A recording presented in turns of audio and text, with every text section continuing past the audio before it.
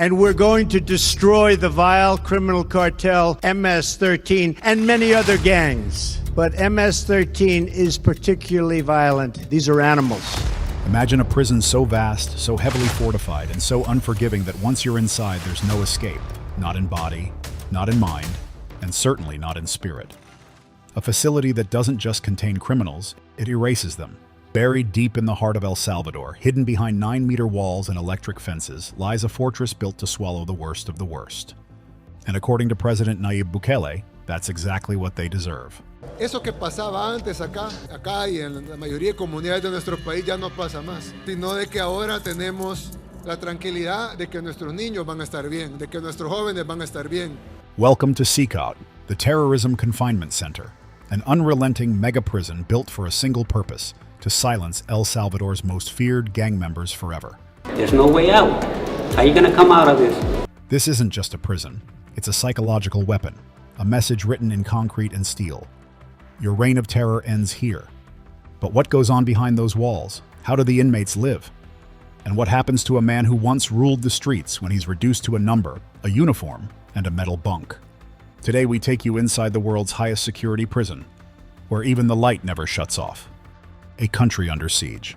Just a few years ago, El Salvador was known as the murder capital of the world. Gang violence wasn't just rampant, it was unstoppable. Neighborhoods were governed not by law, but by fear. MS-13 and Barrio 18 had carved the country into their battlegrounds. Families lived under curfew, and death could come for anyone, anytime. That was until 2022, when President Nayib Bukele declared war. Si alguien creía que la delincuencia le podía ganar la batalla a El Salvador, estaba equivocado. In a sweeping crackdown that drew both praise and criticism, over 70,000 alleged gang members were arrested, roughly 2% of the country's adult population. With prisons overflowing and public demand for safety growing louder, the government built something the world had never seen before. A facility so enormous it can hold 40,000 inmates. A place designed not just to detain, but to disappear. They called it CECOT, the prison built for ghosts. CECOT is not a prison in the traditional sense. It's a city of silence, sprawling across 410 acres of land in a remote location far from public view. From the outside, it looks like a military base, but inside, it's a labyrinth of walls, steel, and psychological warfare. The complex is divided into 8 massive modules.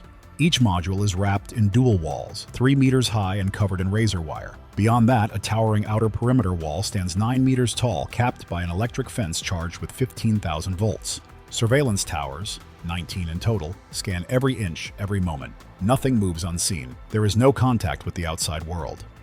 Jammers prevent any signals within 2 kilometers of the site. Even journalists must surrender all electronics at the final checkpoint. Inside, every step is watched, every word recorded, and every movement restricted. There's no rehabilitation here, only containment. Even the infrastructure is self-sustaining. With independent power generators and its own water treatment systems, the facility could function for a week in complete isolation. If the outside world vanished, CECOT would remain silently running, like a dark machine built for confinement. Life inside, if you can call it that. Once inside, inmates are no longer names. They're stripped of identity, of autonomy, and of hope. Each prisoner is issued a plain white shirt, a pair of shorts, slippers, and nothing more. No mattresses, no pillows, just a thin metal bunk and a white sheet. Cells are packed with up to 150 men in spaces smaller than most classrooms. There's no running water. A single barrel in the corner serves for bathing, drinking, and washing. 2 toilets for 80 people without privacy. There are no windows. The lights never turn off. These are not accidents. These are design choices. The prison is built to disorient, to grind down resistance. Inmates sleep stacked on 4-tier bunks like cargo on a warehouse shelf. They have no contact with loved ones. No visits, no phone calls, no letters. Once you enter CECOT, you vanish. Families of inmates don't even know if their sons or husbands are alive. For many, the only glimpse they may ever get is through documentaries like this one. Medical care is minimal. Emergency attention is available, but regular treatment is delayed. Requests for aid are processed slowly, and those suffering mental health crises receive little support. The system is engineered to suppress any outcry, any plea, any rebellion. At the president's direction, a counter-terrorism operation deporting nearly 200 violent Tren de Aragua terrorists, which will save countless American lives. These heinous monsters were extracted and removed to El Salvador, where they will no longer be able to pose any threat to the American public. The dark symbols that never die. Even behind bars, gang affiliation lingers. The tattoos tell the story. Faces and bodies etched with numbers. 13 for MS-13, 18 for Barrio 18. Spiderwebs for long sentences. Devil horns for loyalty to violence. Teardrops beneath the eye, each one a silent confession of murder. Some tattoos span across backs, arms, and even eyelids, coded messages in ink. A face may be silent, but the skin screams history. Despite the isolation, surveillance cameras often catch inmates mouthing messages. Orders to the outside. Gang communication continues, silent, but dangerous. And authorities know it. They've made it clear any retaliation on civilians by gang members will be met with harsh punishment inside. There are even whispers that meals will be withheld if violence erupts on the streets. En el caso del desmembrado, sí ha sido un objeto cortoconducente o un machete el que ha hecho esos cortes. Sí, la firma de ellos es desmembrarlo, cortarlo en piezas y después depositarlo en una fosa pequeña. Some experts believe these gang codes persist because the prison environment reinforces their importance. In a world where freedom and identity are stripped away, symbols become sacred. A tattooed tear isn't just ink, it's a shield, a memory, and sometimes a threat. The watchers and the walls. CECOT isn't just protected by fences, it's guarded by an army. Over 600 soldiers patrol the perimeter alone. Inside, more than 1,000 staff work daily to manage the facility. Every guard wears a face mask, not for COVID, but to stay anonymous. Their lives would be in danger if identified. These inmates have long memories and outside allies. At any moment, if an uprising occurs, the armory is ready. Riot shields, trauma gear, shotguns, and high-caliber rifles are stockpiled like war is expected. So far, no riots have occurred, but everyone knows. It's only calm because fear outweighs hope. Even the ground is rigged for detection. Small pebbles crunch loudly underfoot, a rudimentary but effective alert system. No one sneaks around unnoticed. Escape? Not a chance. You'd have to pass through layer after layer of fences, checkpoints, jammers, cameras, and men with guns. Not one escape attempt has been made, not because it's forbidden, but because it's impossible. If they do that, there won't even be one meal in prison. Uno. I swear to God, they won't eat a grain of rice. Let's see how long their homeboys last inside. To understand just how airtight CECOT is, consider this. Inmates cannot see the sky. Modules are built like boxes, sealed from above. No sun, no stars, no sense of time, just the endless cycle of fluorescent light. In this timeless vacuum, even minutes feel eternal. Meals, monotony, and misery. In CECOT, the menu is as unforgiving as the walls. Breakfast is rice and beans. Lunch and dinner, a scoop of pasta or white rice with a tortilla. No protein, no flavor, no options. Inmates eat with their hands seated on the floor and are forced to clean their plates before returning them. Many suffer from severe malnutrition. Their bodies shrink, muscle vanishes. The once feared men who terrorize streets begin to look hollow, stripped of power in every sense. For exercise, they're allowed 1 hour a week. That's it. No gym, no yard. Sometimes, Bible study is offered, but always under armed guard and only in small rotating groups due to space limits.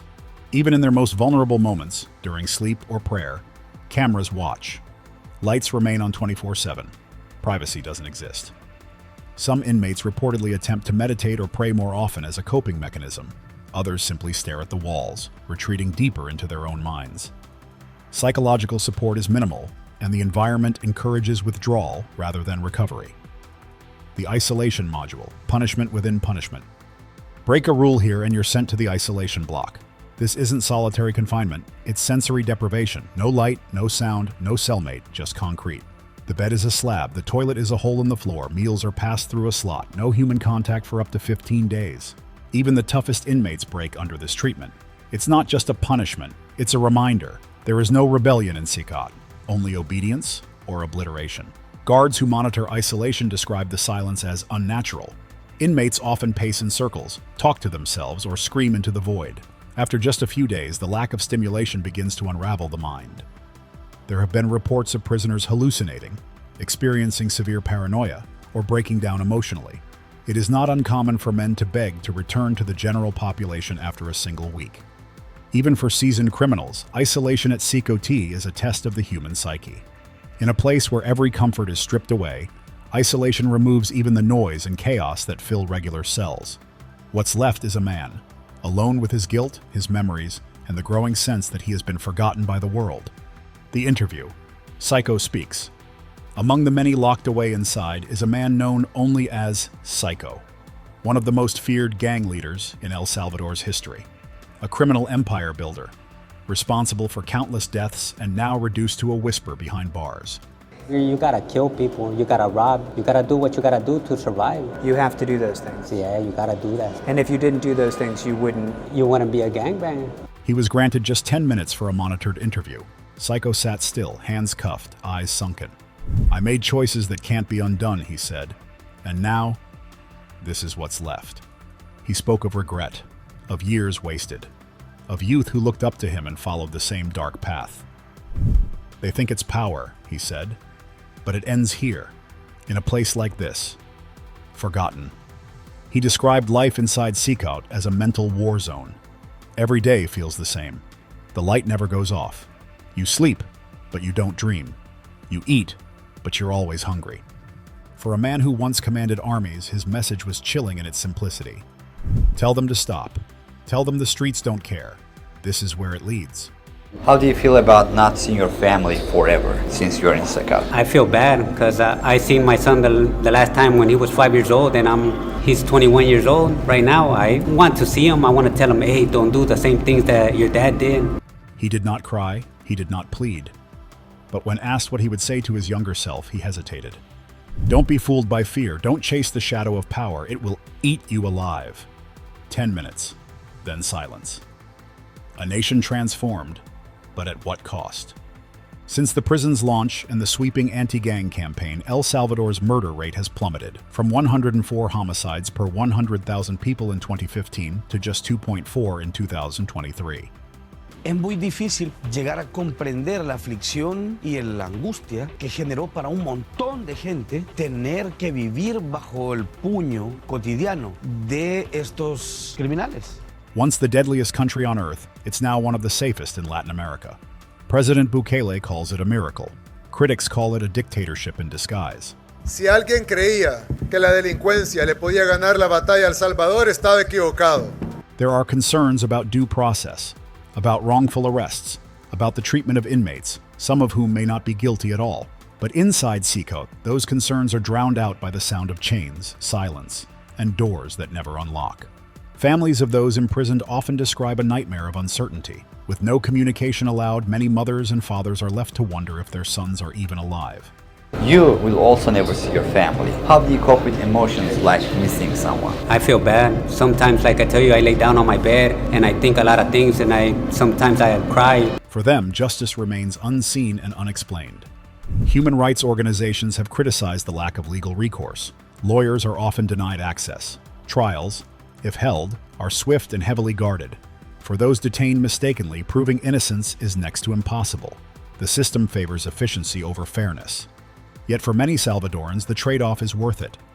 For the first time in decades, children can play in the streets. Businesses can operate without extortion. Families no longer sleep to the sound of gunfire. I've heard about it, that it's a new El Salvador, it looks different.